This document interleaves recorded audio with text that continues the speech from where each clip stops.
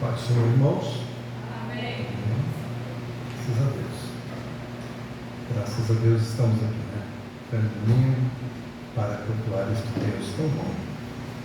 Que hinos maravilhosos, irmãos. Deus seja louvado com estes louvores, que Ele seja realmente engrandecido. Estava ali atrás, louvando a Deus também com os irmãos, sentindo realmente a presença de Jesus, o quanto Jesus deve ser adorado por nós, o quanto Ele deve ser glorificado pelas nossas vidas. Graças a Deus por isso. Vamos abrir em Apocalipse, capítulo de número 3. Lá no finalzinho, do último livro, Apocalipse, capítulo 3.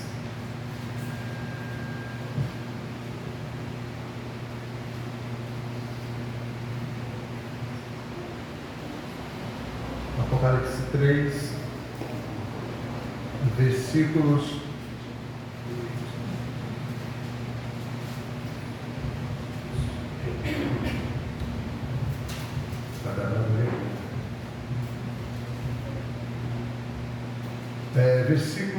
14 a 22.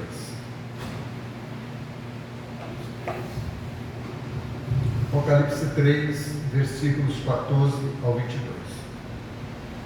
3.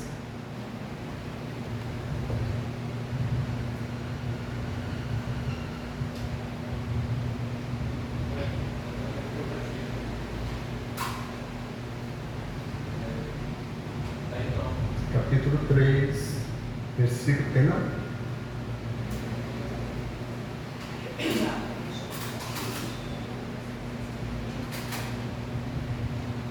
Isso é. Vamos lá. E ao anjo da igreja de Laodiceia escreve: isto diz o Amém, a testemunha fiel e verdadeira, o princípio da criação de Deus. Conheço as tuas obras, que nem és frio nem quente, quem dera foras frio ou quente. Assim, porque és morno e não és frio nem quente, vomitar-te-ei da minha boca. Como dizes, rico sou, estou enriquecido, de nada tenho falta, e não sabes que és um desgraçado e miserável e pobre, cego e nu? Aconselho-te que de mim compres ouro provado no fogo para que te enriqueças, e roupas brancas para que te vistas, e não apareça a vergonha da tua nudez, e que unjas os teus olhos com colírio para que vejas. Eu repreendo e castigo todos quantos amo, se pois zeloso e arrepende-te. Eis que estou à porta e bato. Se alguém ouvir a minha voz e abrir a porta, entrarei até ele e com ele iniciarei ele comigo. Ao que vencer, lhe concederei que se assente comigo no meu trono, assim como eu venci e me assentei com meu Pai no seu trono. Quem tem ouvidos, ouça o que o Espírito diz às igrejas. Nosso Deus, nosso Pai, nós te louvamos e bendizemos o teu grande e eterno nome. Graças te damos de poder estarmos na sua casa mais uma vez, neste domingo, depois de um dia abençoado. Estamos agora numa noite abençoada também. Como já foi falado aqui nos louvores, ó Deus, nós não viemos aqui para receber, mas para dar louvores, para dar adoração ao Senhor e glorificação ao teu santo nome. Nós somos carentes, ó Deus, e necessitados da sua misericórdia. Somos todos teus filhos e teus servos e precisamos que as tuas mãos estejam continuamente sobre nós.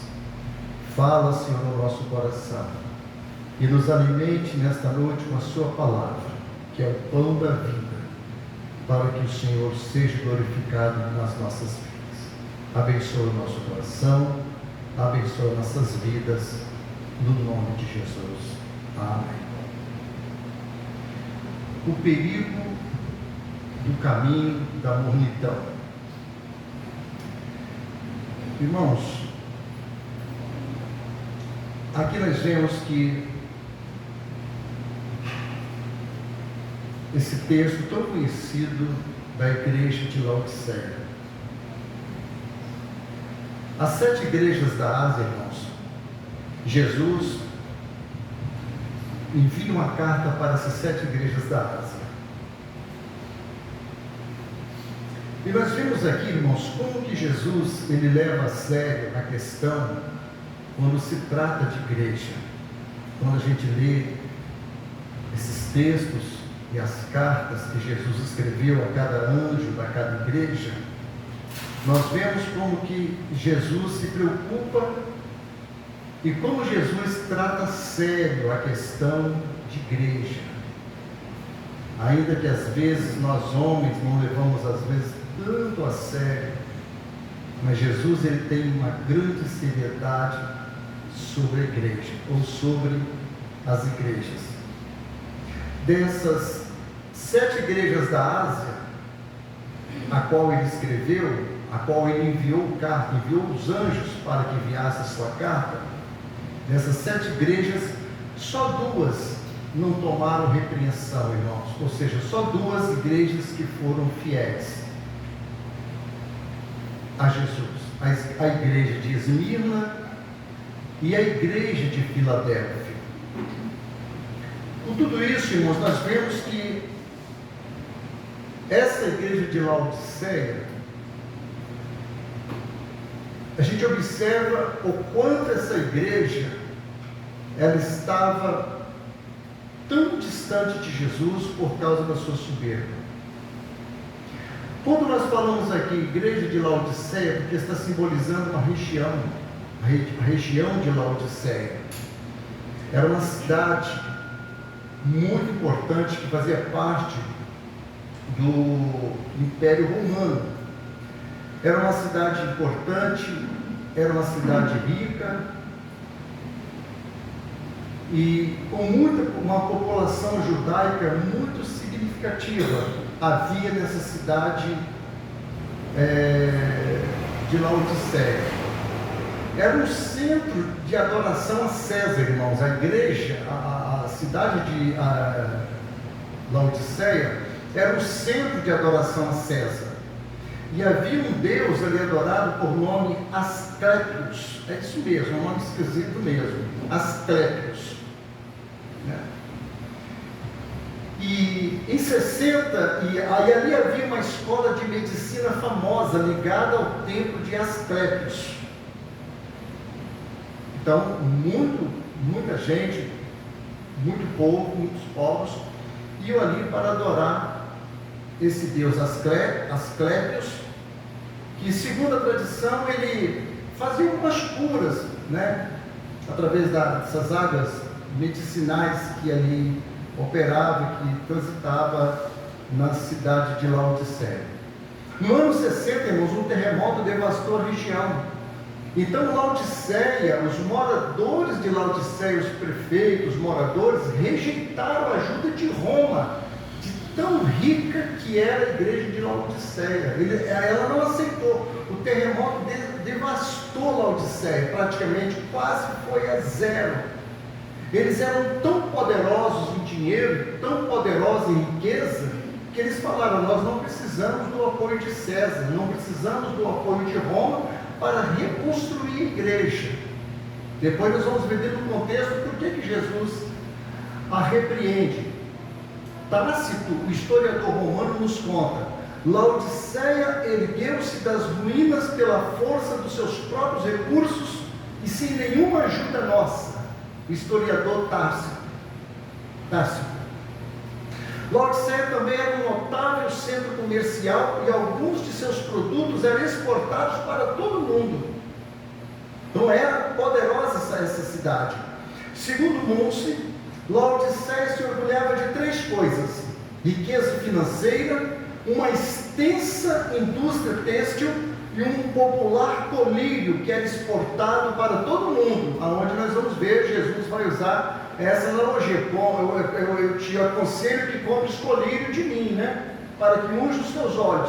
E havia um colírio na cidade de que era produzido na cidade de Laodiceia, que transportava para o mundo todo esse colírio. O seu principal suprimento de água vinha de um arqueduto de 6 milhas das fontes termais de Hierápolis. Então, era poderosa mesmo essa cidade. Como a água vinha de fontes termais, ela chegava apetitosamente morna. Tudo que os moradores iam usar dessa água era morna. E os moradores tinham acesso a essa água. Essa água não. Jesus também vai usar essa expressão, então, porque você é morno, você não é frio nem quente, fazendo analogia à cidade, à igreja que estava situada em Laodiceia. Nós vamos ver dos versos 14 ao verso 16 que Cristo, Ele é Senhor, Ele é Kyrios, Ele é Deus, Ele é Senhor, Ele comanda. No verso 14, Jesus diz: ao anjo da igreja de Laodiceia escreve, Jesus fala para o anjo: isto diz o Amém, a testemunha fiel e verdadeira, o princípio da criação de Deus. Jesus, irmãos, Ele se revela como o Amém. Ele já entra se revelando para a igreja, Ele fala: eu sou o Amém, eu sou a verdade, ou seja, eu sou aquele que finaliza tudo, ou seja, assim seja, ou está feito. Ele está dizendo: eu sou o Amém. Tudo se finaliza com a minha pessoa, tudo está registrado em mim, a vida inteira está baseada na minha pessoa. Eu sou o Amém, eu sou a palavra final.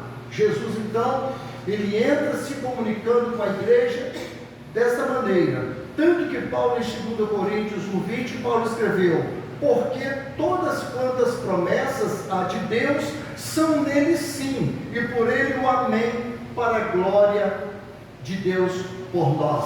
Então Jesus é o Amém, Ele é aquele que nós falamos, assim seja, ou seja, tudo que nós fazemos e queremos um caminho oculto, nós dizemos Amém, que assim seja. Então Jesus, Ele é o Amém, Ele é a verdade, finaliza tudo nele, por Ele. Jesus é a personificação e a afirmação da verdade de Deus. Ele, o Pai, é a verdade. Jesus é a personificação do Pai.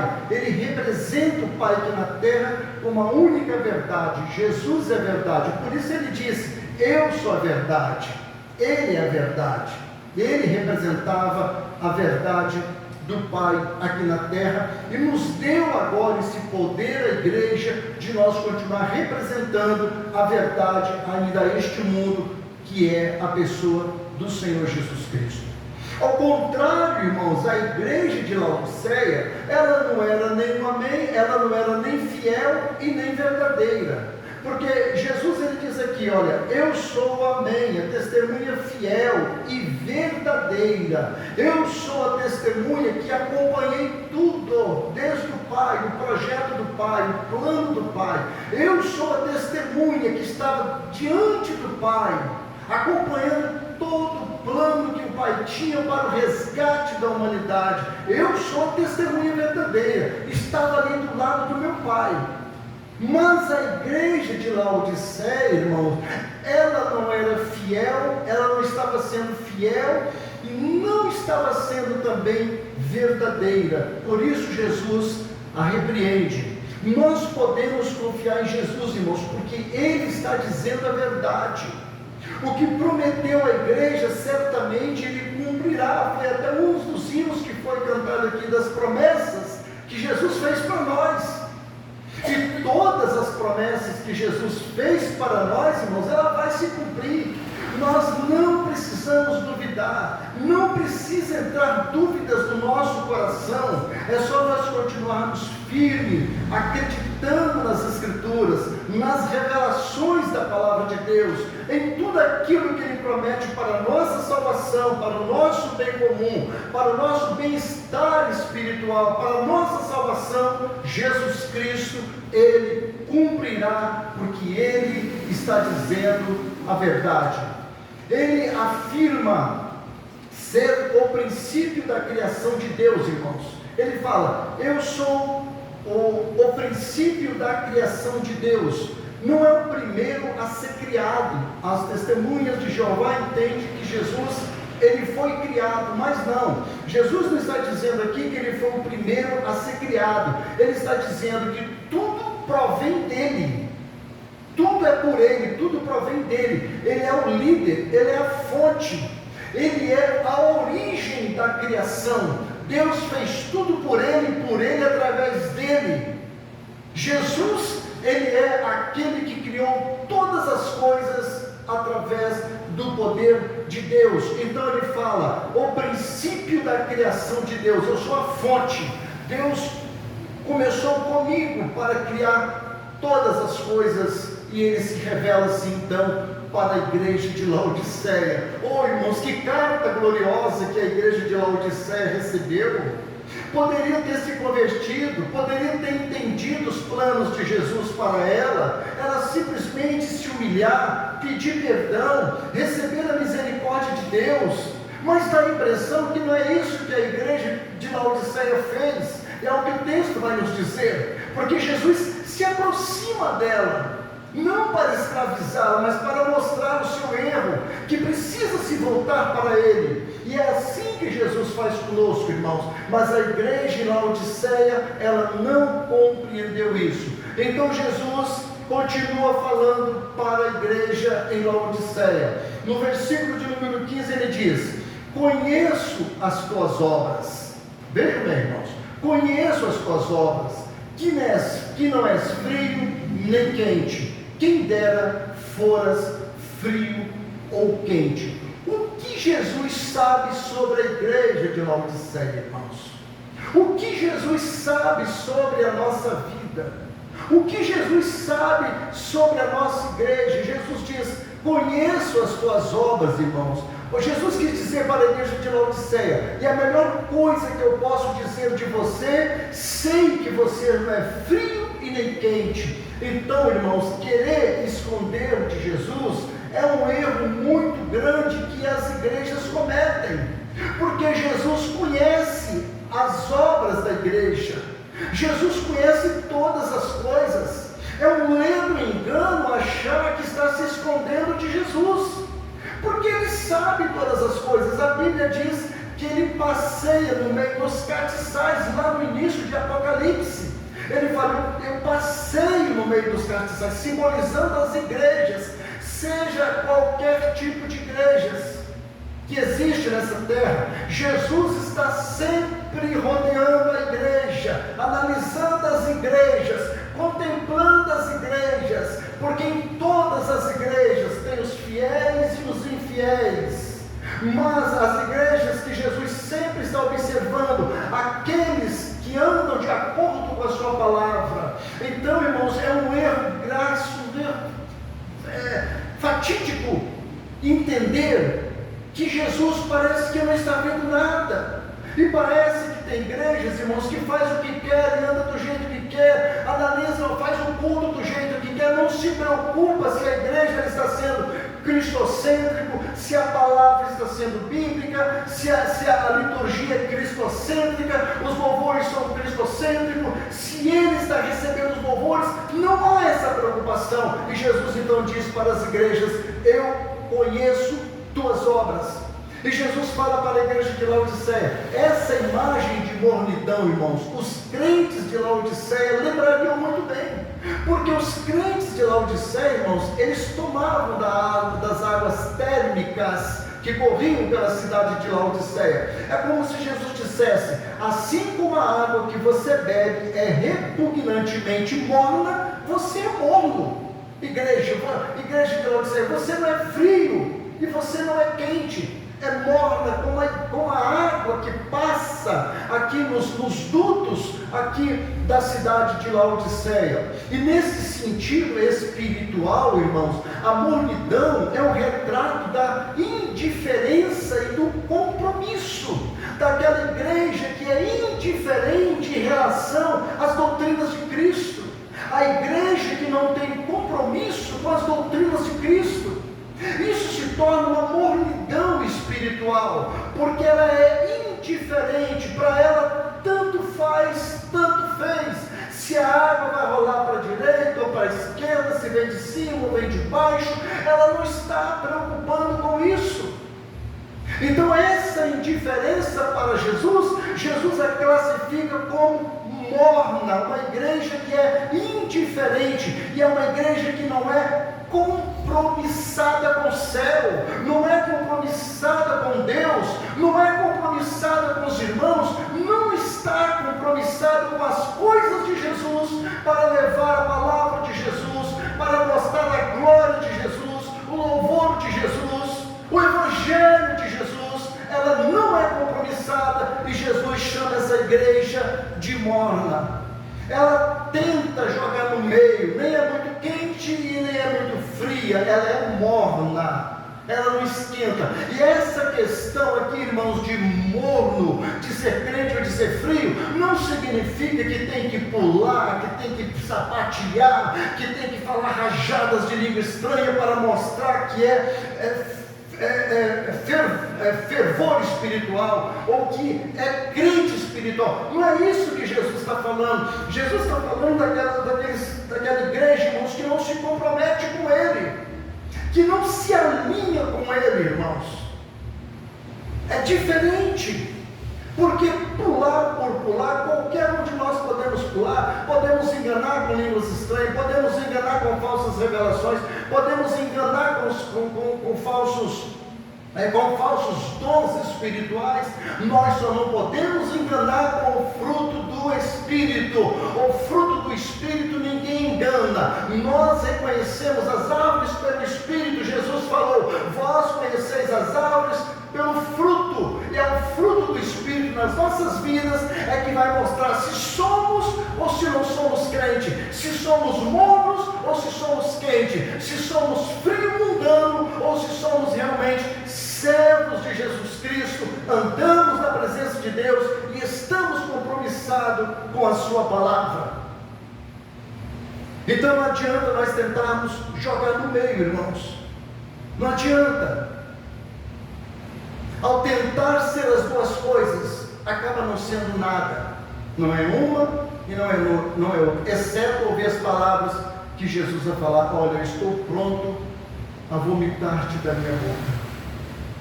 Que coisa triste, irmãos, Jesus falar isso para nós: olha, eu estou a ponto de vomitar-te da minha boca. Porque, irmãos, a vida cristã, ela tem 3 temperaturas espirituais. A nossa vida cristã, ela ou é um coração fervoroso, ou um coração frio, ou um coração morno. Não tem como.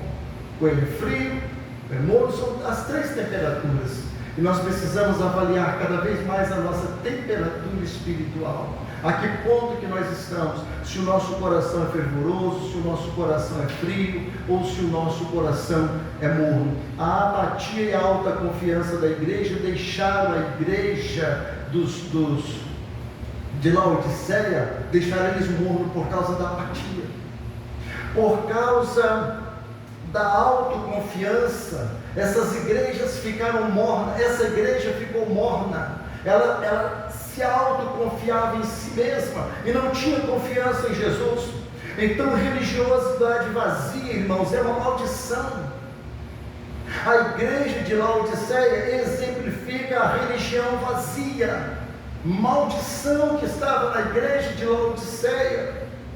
Os cobradores de impostos e prostitutas estavam mais abertos a Jesus, irmãos, do que os escribas e fariseus, que eram religiosos. Jesus se aproximava das prostitutas, elas vinham a ele e se convertiam. Os viciados, ladrões, vinham a Jesus e Jesus os libertava. Mas os fariseus, os saduceus, como nós temos falado aqui às quarta-feira, tenho falado isso constantemente, tenho pregado algumas mensagens sobre o fariseu e saduceu, a religiosidade, o farisaísmo.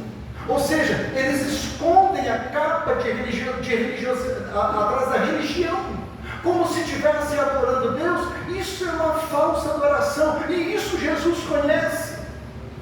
Portanto, o nosso coração, ele precisa estar fervendo, quente, de amor por Jesus, de amor para as coisas de Jesus. E o problema, irmãos, é que Satanás valoriza muito mais um religioso morno do que um pecador de coração frio. Se Satanás olha assim, ele vê um pecador do coração frio, e ele vê um religioso do coração morno, ele bate palmo para aquele que tem um coração morno, aquele que está dentro da casa de Deus, mas o coração é morno, não sente nada, só vai para cumprir tabela, paga ponto, não se preocupa, não está nem aí para o que está acontecendo. E Satanás, irmãos, vai colocando milhares de crentes dentro da igreja, com os corações mornos, vai fazendo ele ficar morno cada vez mais, e não está preocupado com o pecador que é frio, porque o coração do pecador frio pode se aquecer e se aproximar de Jesus. Jesus fala isso no versículo 15: quem deras foras frio ou quente. No verso 15, na parte B, quem deras que você foras frio ou quente. Como Jesus está falando, irmãos? O que Jesus queria mudar neles, irmãos, era o jogo enganoso do meio, tentando tirar eles do meio da mornidão, tentando agradar ao mundo quanto a Jesus. A mornidão, ela quer agradar o mundo, quer agradar Jesus, ela está de acordo com o mundo, está de acordo com Jesus, não há meio termo. Assim Jesus, irmãos, ele luta em nós também, quer nos tirar dessa mornidão, porque ele não aceita em nós o meio termo, em cima do muro, não. Jesus não vai aceitar isso, irmãos. Ele trata bem com a sua igreja. O ser frio ou quente também aponta para outro aspecto da mornidão, como a imagem de inutilidade, ou seja, é inútil, não tem valor. A água morna não tem valor para ser tomada, para matar a nossa sede. O morno, ele quer agradar a homens e a si mesmo. O frio, pelo menos, ele sente a falta do calor, porque ele está frio. E ele constantemente vai falar: como eu sinto a falta daquele calor, daquele fervor espiritual que eu tinha, porque ele é frio. Mas ele sente aquela necessidade. Era como se Jesus dissesse: se você fosse quente ou frio, eu poderia fazer algo com você, mas como você não é nenhum dos dois, eu nada farei. É isso que Jesus está dizendo, irmãos.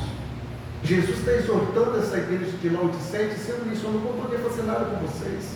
Oxalá, ou quem dera, que você foras frio ou você fora quente, mas por você ser morno, eu não posso fazer nada. Jesus não pode fazer nada. O que Jesus pode dizer é: olha, eu vou te vomitar da minha boca. O cristão morno, ele satisfaz o desejo de religião, mas não tem o suficiente de Jesus para a vida eterna. O ladrão na cruz era frio em relação a Jesus e viu claramente a sua necessidade. Logo ele se despertou: Senhor, lembra-te de mim quando entrares no teu reino. João era quente em relação a Jesus e desfrutava de um relacionamento de amor, mas Judas era morno, seguindo Jesus o suficiente para ser considerado um discípulo, mas não entregando o seu coração a Jesus em toda a sua plenitude. João era quente e Judas era morno. O coração de João era de Jesus e o de Judas estava em meio termo. Ele não sabia o que fazia, se agradava os saduceus e os fariseus ou se agradava a Jesus. Jesus não aceita o nosso coração ser dividido para ele. O nosso coração precisa ser totalmente de Jesus. No fundo, irmãos, não há ninguém mais miserável do que o cristão morno. Não há coisa pior do que o cristão morno. Por esse motivo Jesus diz: vomitar-te-ei da minha boca, no versículo de número 16. Ele fala: assim porque és morno, e não és frio e nem quente, vomitar-te-ei da minha boca. É a palavra de Jesus. As igrejas estão na boca de Jesus, irmãos, porque falam em seu nome, porque divulgam o seu evangelho, e elas estão na boca de Jesus, e constantemente estão orando, e Jesus diz: eu vou te vomitar da minha boca, eu vou te colocar para fora da minha boca, você não vai ter mais parte comigo, não terei mais parte com você. Irmãos, dura repreensão para a igreja. Que coisa terrível vai ser e ser expulso da boca de Jesus. Mas dá-se a impressão que a igreja, essa igreja atual que nós estamos vivendo, parece que eles não se preocupam com isso. Estão levando uma vida leviana, uma vida mundana, e uma igreja também mundana, e não estão se preocupando com isso. Jesus vai falar que essa igreja aqui, ela era endinheirada, tinha poder aquisitivo, ela tinha poder muito rica, mas ela não estava com Jesus, e Jesus não estava com ela. Por causa disso, por causa do coração, e colocou o seu coração na riqueza. E no verso de Jesus fala, nós vamos ver o que Jesus tem contra a igreja. No verso 17 ele diz: como dizes, rico sou, estou enriquecido e de nada tenho falta. Oh meu Deus do céu! E não sabes que és um desgraçado e miserável e pobre, cego e nu? Será que essa igreja em Laodiceia, ela falou isso, irmãos? Ou será que ela não falou isso, ela não explicitou, mas no coração, as ações, as atitudes, Jesus sabia. Então Jesus falou: olha, você falou no seu coração, rico eu sou, estou enriquecido, não tenho falta de nada. Jesus falou: não sabes que é um desgraçado, miserável, pobre, cego e nu? Não tinha falta de nada. Eu estou rico, estou me enriquecendo mais ainda. Estou me enriquecendo mais ainda. Eu não preciso de nada. Eles tinham um senso de pobreza espiritual. O orgulho os cegou, irmãos. Então as igrejas que são ricas, que são milionárias, igrejas poderosas, irmãos, têm a tendência, o orgulho entrar nelas, se afastar de Jesus. Porque elas não veem a provação das dificuldades financeiras, é tudo na base do poder, na base da autoridade de homem. E Jesus então não está ali operando, eles não conseguem perceber por causa do orgulho espiritual, da riqueza que eles têm, eles não compreendem isso, estão cegos. Eles falam no coração: nós temos um templo bonito, nós temos uma igreja gloriosa, aqui nós temos doutores, aqui nós temos isso e aquilo outro, não falta nada. Igrejas aí, irmãos, que tem até sala VIP, para pregadores, para cantores. Isso não está agradando a Deus.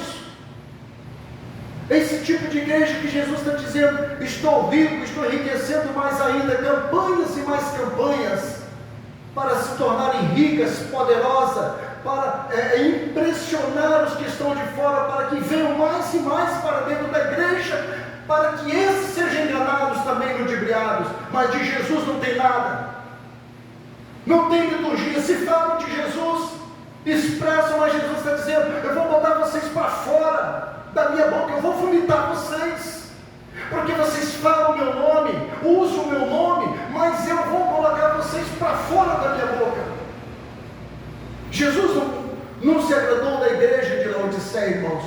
Achavam que tinham adquirido riqueza com o próprio esforço, esqueceu que é Deus quem abençoou. A igreja depositava sua confiança na prosperidade material, no luxo exterior e na sua saúde física. Tudo que tinha de saúde, tudo que tinha de beleza, de riqueza, de glória humana aqui nessa terra, eles aplaudiam, e recebendo glórias de homens. Quem sabe pessoas importantes aqui, governadores, prefeitos, políticos famosos, que iam chegando na igreja de Laodiceia e recebendo aplausos, e o pastor recebendo aplausos, e a igreja toda alegre, com os membros com as vestes mais lindas, com as roupas, as vestes mais caras, e todo mundo usando roupa de grife naquela igreja, mas Jesus não está satisfeito com ela. Você diz no seu coração: rico sou e não me falta de nada. O missionário Haver, ele disse: a causa de Cristo tem sido mais prejudicado por pessoas que se aquecem nas manhãs de domingo e fingem amar a Cristo, que o chamam de Senhor, mas não cumprem seus mandamentos, do que por todos os publicanos e pecadores. Vejam bem, irmãos, a seriedade que Jesus chama a igreja de Laodiceia. Jesus olhou para a condição espiritual deles e diz: vocês são e não sabem que são desgraçados, miserável, pobre, cego e nu. Eles eram, mas não sabiam, irmãos, por causa da cegueira espiritual. E isso é um perigo. A cegueira espiritual, irmãos, se nós não tivermos cuidado, ela pode cegar o nosso coração. Vejo que Jesus chama a igreja de desgraçado. O que significa desgraçado? Ou seja, haviam perdido a graça de Jesus. A graça de Jesus já não estava mais na igreja, irmãos. Falavam dele, usavam o nome dele, falavam o nome de Deus, mas não tinha a presença de Deus ali naquele lugar. E Jesus disse: vocês são desgraçados, a minha graça não está no meio de vocês. Aí Jesus fala: vocês são miseráveis. O miserável, a miséria espiritual havia tomado conta da igreja. Miséria espiritual, porque eles eram ricos, mas eram miseráveis espiritualmente. Pobre, a pobreza espiritual era nítida aos olhos de Jesus. E eram cegos, perderam a visão espiritual, irmãos. A igreja de Laodiceia não amava mais os pobres espiritualmente. A igreja de Laodiceia não evangelizava mais, não fazia cultos de evangelismo, não pregava mais Jesus, não anunciava o evangelho, não fazia evangelismo, não havia amor entre eles no sentido espiritual e harmônico, que voltasse para Deus. A igreja estava cega, com a visão espiritual cega, e acima de tudo, ela estava nua, sem vestes espirituais. Precisava pegar Jesus na vida delas para se vestirem de Jesus. Então Jesus diz para elas: vocês são miserável, pobre, cego e nu. Mas a preocupação da igreja não era a verdadeira adoração. Ninguém falava em oração. A liturgia não era centralizada nas Escrituras. Os louvores já não louvavam ao Senhor mais. Era uma igreja mundana. Era uma igreja, irmãos, afastada totalmente de Jesus. Que consequência terrível. Veja, irmãos, a seriedade que Jesus trata com uma igreja. Porque nós falamos o nome de Jesus, nós usamos o nome de Jesus, nós abrimos as Escrituras, nós cantamos no nome de Jesus. E qual é a seriedade nossa diante de tudo isso? Nós precisamos cada vez mais ter reverência maior, nos dedicar mais, amar cada vez mais a esse Jesus, ter compromisso com as coisas de Deus cada vez mais, irmãos, entender aquilo que nós somos chamados para servi-lo. É isso que Jesus quer de nós, irmãos. Deus não se deixa escarnecer. Jesus conhece a intenção do nosso coração. Nenhum de nós conseguirá enganar a Deus, conseguirá enganar Jesus camuflando. Não vamos conseguir enganar a Jesus. Ele sabe todas as coisas. Jesus leva a sério a nossa igreja, que é pequena, com 20 e poucos membros, com 30 membros. E Jesus leva a sério também uma igreja com 1000 membros, 2000 membros, 5000 membros. Jesus leva a sério as igrejas, porque elas falam no nome dele, e elas vão ser responsabilizadas porque falam no nome dele, porque usam a palavra de Deus, e vão ter que prestar contas a Deus por isso.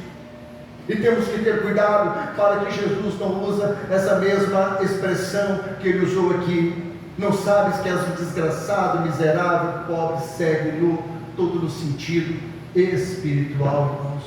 E se Jesus falou, é porque existe, irmãos.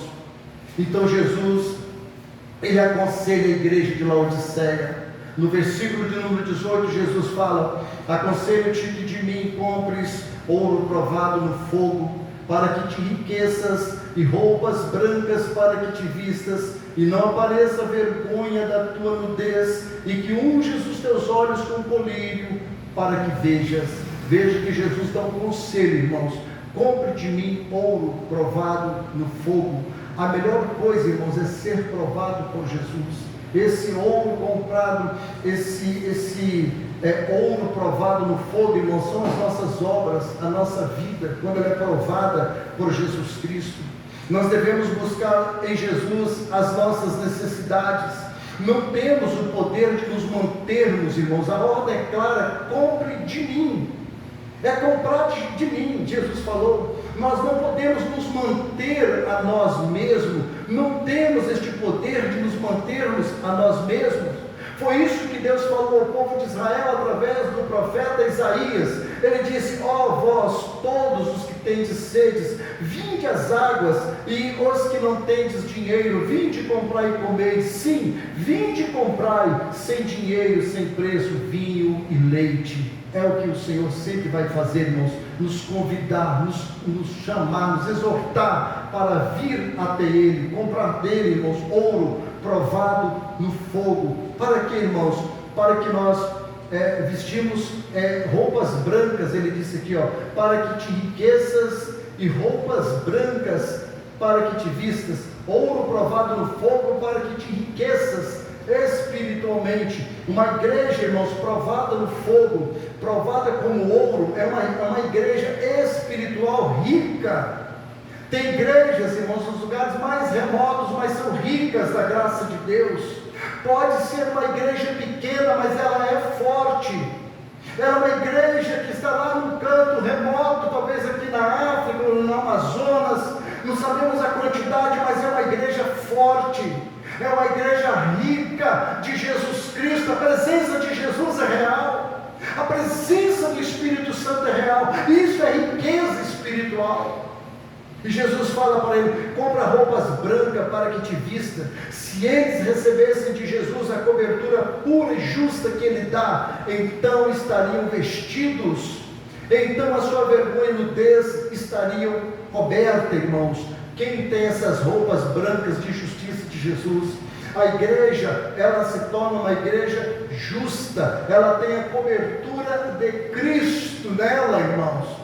Porque a justiça de Jesus vai revesti-la de graça e de poder, significa roupas brancas. A justiça de Cristo, a vergonha, não vai ter mais vergonha, o mundo não vai, como vamos dizer, zombar dessa igreja, pode persegui-la, mas não tem como zombá-la, porque ela tem o poder de Deus. Ela é justificada por Cristo, ela é santificada por Cristo. As suas vestes são brancas, são vestes brancas. Aonde vai anda de cabeça erguida, não tem vergonha, não tem medo. É uma igreja corajosa, ela está com as roupas brancas de Jesus. E é isso que Jesus está falando para a igreja de Laodiceia: pega as minhas vestes brancas, a minha justiça, e mostra ao mundo a minha glória através da minha justiça. E Jesus fala para ela: compre colírio para os seus olhos. Se eles recebessem, irmãos, de Jesus a cura de sua visão espiritual, poderiam enxergar. E muitos crentes e muitas igrejas pensam que estão enxergando, irmãos. Vocês observam isso? A gente observa isso. Eles pensam que estão enxergando, mas Jesus sabe que eles não estão enxergando, e são cegos. Eles não têm a visão espiritual, não tem mais discernimento espiritual. O luxo cegou eles, a riqueza do orgulho cegou eles. Eles não têm mais a capacidade espiritual. Finge que adora a Deus, finge que ama a Deus, usa a palavra, usa o nome de Jesus, mas não tem mais capacidade espiritual. Estão cegos. É aquilo que Jesus falou: é necessário que tire as escamas dos olhos. Muitas igrejas tentando tirar as escamas dos olhos do mundo e não tirou suas próprias escamas. Querem salvar as pessoas, sendo que elas ainda não foram salvas. É isso que Jesus está falando. Compre colírio de mim para que possas enxergar, ter discernimento espiritual. Há igrejas que não têm mais discernimento espiritual, irmãos.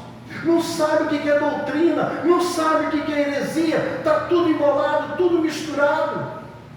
O mundo misturou com as heresias, com as falsas doutrinas, porque perderam a visão espiritual. Jesus está dizendo: compre de mim colírio para que enxergues, para que vejas, para que contemple a minha palavra, veja a minha glória dentro da igreja.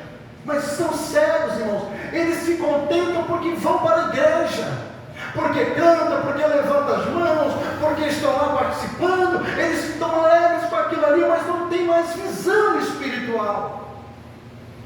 Nós precisamos ser exortados, irmãos, confrontados nossos pecados, entender que nós somos pecadores e precisamos todos os dias nos arrepender. E é necessário para isso explicar a palavra de Deus, para que nós possamos receber o colírio de Jesus.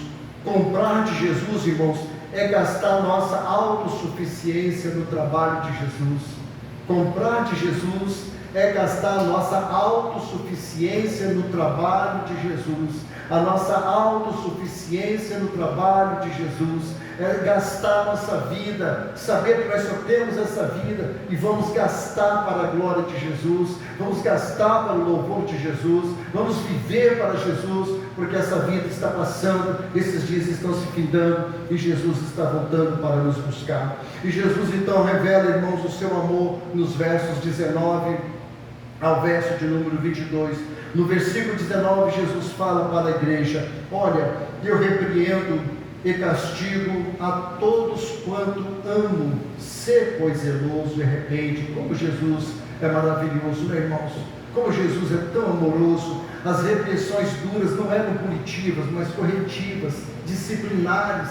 Jesus estava exortando a igreja para que ela se voltasse para Ele com amor, com a sua graça, para receber a sua graça. E Ele continua amando os crentes mornos de Laodiceia, ainda que o amor deles havia se esfriado para com Jesus.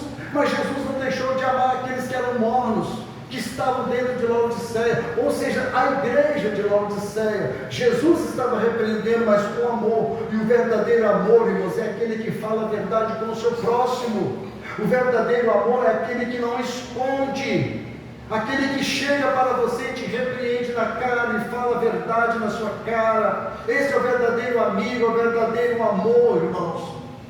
Porque aquele que não ama vai falar por trás, não tem coragem de repreender. E Jesus então ele repreende essa igreja. Veja o que Deus fala na sua palavra: filho meu, não rejeites a correção do Senhor, nem te enojes da sua repreensão, porque o Senhor repreende aquele a quem ama, assim como o pai ama ao filho a quem quer bem. Em Provérbios capítulo 3, versículo 11 e 12. Veja ainda o que diz as Escrituras, irmãos: porque o Senhor corrige o que ama e açoita a qualquer que recebe por filho. Se suportais a correção, Deus vos trata como filhos. Por quê? Que filho há a quem o pai não corrija? Hebreus 12, versos 6 e 7. Assim é Deus para conosco, irmãos, sempre nos corrigindo, sempre nos exortando, sempre nos repreendendo, sempre nos dando repreensão, sempre mostrando para nós o caminho da verdade, da justiça, que precisamos nos apertar, nos ajustar. Esse é Deus corrigindo nós com amor, com graça. Por isso que nós devemos mais e mais amar esse Deus. Nós não servimos a Deus por opressão, irmãos, é por amor, é por graça. Nós viemos à igreja por amor, porque nós amamos a Jesus, não é porque o pastor fala, porque os obreiros falam, não, nós fazemos tudo por amor a Jesus. Se não for por amor a Jesus, não tem valor nenhum. Eu pregar aqui, eu estar na frente da igreja, é por amor a Jesus. Os irmãos que louvaram aqui, é por amor a Jesus. Os diáconos que cuidam da igreja, que eles fazem por amor a Jesus. E nós vamos à igreja também por amor a Jesus, irmãos. Então Jesus, Ele quer que nós façamos tudo por amor. E quando nós amamos a Jesus, Ele também nos ama. E quando Ele nos ama, Ele nos corrige. Ele permite que nós passamos por certos apertos, está sempre nos exortando, nos corrigindo, nos falando: meu filho, minha filha, vai por aqui, nos exorta, nos coloca no aperto, nos coloca na provação, para que nós possamos voltar o coração cada vez mais para Ele. Assim Ele faz o apelo e mostra que há esperança. Ele diz: sê pois zeloso e arrepende-te. Seja zeloso, tenha zelo, Ele está dizendo. Se eles tratassem seus olhos com o colírio oferecido por Cristo, reconhecendo seu estado de pobreza e cegueira, assim haveria uma esperança. O arrependimento sincero fará mudar o coração de Cristo com zelo, irmãos, com zelo. Aqueles que são transformados, aqueles que realmente amam Jesus, vão fazer as coisas de Deus com zelo, se arrepender com zelo. Então Jesus faz um convite a toda a igreja de Laodiceia, nos versos 21 a 22. ele diz no verso 20: eis que estou à porta e bato, se alguém ouvir a minha voz e abrir a porta, entrarei até ele e com ele cearei e ele comigo. Vejam bem, irmãos, o amor de Jesus é expresso neste versículo. A expressão eis que estou à porta tem o sentido de postei-me, Jesus está dizendo, coloquei-me, estou à porta, me postei, me coloquei-me. Jesus sempre estará batendo a porta de alguém que está morno e desanimado. Cristo sempre nos chama a uma vida plena em comunhão com Ele. Precisamos fazer com que nossa vida siga Jesus, não apenas como hobby ou uma atividade ocasional. Ele diz: eis que estou à porta e bato. Isso só acontece quando respondemos à sua batida no nosso coração. Mas a promessa é feita a todos: se alguém ouvir a minha voz. A ideia de Jesus à porta se aplica a todo aquele que estiver morno. Se alguém ouvir a minha voz. Jesus quer entrar em nossa casa e cear conosco, no sentido de ter um relacionamento profundo e significativo. Ele tinha todo o direito de arrombar a porta, irmãos, de entrar no nosso coração, mas Ele não faz isso.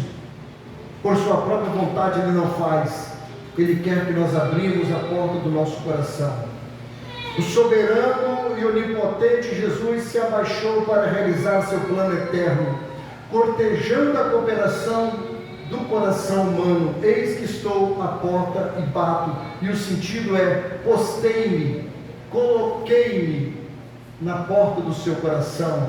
E no versos 21 e 22, Jesus encerra a carta aos Laodicenses. No verso 21 ele diz: ao que vencer lhe concederei que se assente comigo no meu trono, assim como eu venci e me assentei com meu Pai no seu trono. Quem tem ouvidos, verso 22, ouça o que o Espírito diz às igrejas. Adam Clarke disse: esta é a pior das sete igrejas. No entanto, a mais iminente de todas as promessas é feita a ela, mostrando que a pior pode se arrepender, finalmente vencer e alcançar até mesmo o mais alto estado de glória. Vejam, irmãos, que Jesus ele não faz acepção. Mesmo ela estando nesse alto grau de pecado, Jesus tem uma grande promessa para ela: ao que vencer lhe considerei que se assente no meu trono. É claro que é uma metáfora, irmãos. Ninguém vai se assentar ao lado de Jesus literalmente, mas Jesus está dizendo aqui que aquela igreja que vencer vai participar do seu reino, vai estar lá no seu reino no dia da sua glória. Então isso aqui é uma metáfora, sentar ao lado de Jesus. E no verso 21 ele diz: aquele que tem ouvido, ouça. Poucos querem se identificar, irmãos, com a igreja de Laodiceia. Nenhum de nós quer nos identificar com a igreja. Não, eu não sou da igreja de Laodiceia, eu sou da igreja da Filadélfia. Sim, nós sempre vamos nos identificar com a igreja de Filadélfia. Nós devemos então fazer o quê? Ouvir o que o Espírito Santo diz, porque Ele fala às igrejas, inclusive nós. Ele disse: quem tem ouvidos, ouça o que o Espírito diz às igrejas. As igrejas da Ásia, as igrejas do século 21, a nossa igreja aqui no Vale Encantado, as igrejas aqui no Vale Encantado. Ouça o que o Espírito diz às igrejas. Que Deus nos livre, irmãos, então da mornidão, da autoconfiança e comprometedora que marcou a igreja de Laodiceia. Que nós venhamos nos comprometer, irmãos, com as coisas de Deus e não com a aparência.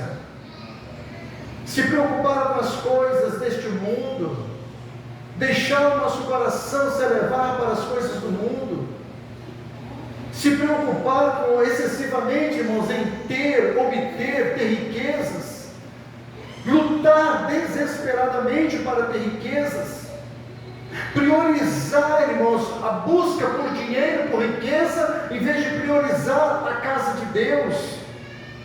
Nós devemos nos preocupar e priorizar as coisas de Deus. As demais coisas não serão acrescentadas. Deus não vai deixar faltar nada. O Espírito, então, ele fala às igrejas, irmãos, porque muitos nessa tentação caíram diante de Deus, estão se envolvendo com o mundo. Pedro afirmou: porque já é tempo que comece o julgamento pela casa de Deus, e se primeiro começa por nós, qual será o fim daqueles que são desobedientes ao Evangelho de Deus? Em 1 Pedro capítulo 4, 17. Assim que já sabemos de tudo isso, como nós devemos andar? Em 2 Pedro 3, 11, Pedro também afirma: havendo, pois, de perecer todas estas coisas, que pessoas vos convém serem santo trato e piedade? Então a Bíblia manda e recomenda que sejamos piedosos, em santidade, em pureza, em bom trato para com o Evangelho, para com a igreja de Deus, irmãos, e para com os santos de Deus, porque Ele veio nos buscar, irmãos, e Ele quer uma igreja santa, pura, imaculada, e que esteja realmente voltado o coração para Ele, para a sua palavra e para a glória dEle. Esse é o desejo de Jesus para toda a igreja, inclusive para nós, para a nossa igreja, para mim e para você. Fecha os teus olhos. Senhor, te damos graças mais uma vez. Te louvamos pela sua grandeza, pela sua glória, pelo seu infinito poder. Ajuda-nos, ó Deus, a viver a sua palavra, a viver o Evangelho, nos livrando da maldição das coisas deste mundo, da mornidão espiritual. Que os nossos corações estejam cada vez mais aquecidos, ó Deus, fervorosos de amor, de zelo pela palavra, pela igreja, pelos louvores, pela oração, pela comunhão com o Senhor. É a oração que eu faço a mim e a cada um dos teus servos que aqui estão, ó Deus. Que as bênçãos, as graças e as misericórdias do Senhor nos alcancem a cada dia, para a glória de Jesus. Amém.